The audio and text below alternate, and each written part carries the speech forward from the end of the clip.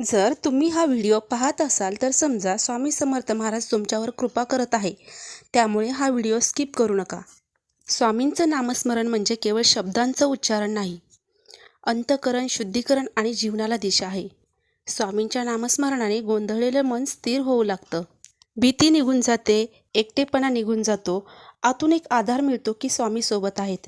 हे धैर्य आपल्याला स्वामींकडूनच मिळते. संकटापासून संरक्षण करण्याची ताकदही आपल्याला स्वामींकडूनच मिळते. महाराजांच्या नामस्मरणाने अनेक भक्त म्हणतात की संकटाशी लढण्याची ताकद मिळते. महाराज स्वतः अदृश्य रूपाने आपली मदत करतात. बुद्धीची स्पष्टता आणि योग्य निर्णय घेण्याची क्षमता वाढते. मनाची कितीही घालमेल होऊ दे, पण मन योग्य निर्णय घेण्यावर ठाम राहतं. जन्मशुद्धी आणि अंतःकरणाची निर्मलता, मागचे प्रारब्ध कमी व्हायला लागतात. मन चांगल्या सवयींकडे वळतं आणि आपोआपच आपलं मन पवित्र आणि शुद्ध व्हायला लागतं. आणि हो, सार एकच आहे, स्वामींचं नाव घेत राहिलं तर स्वामी स्वतःच आपल्या आयुष्याची काळजी घेतात. जर तुमचा स्वामींवर विश्वास असेल तर हा चॅनल तुमच्यासाठीच आहे.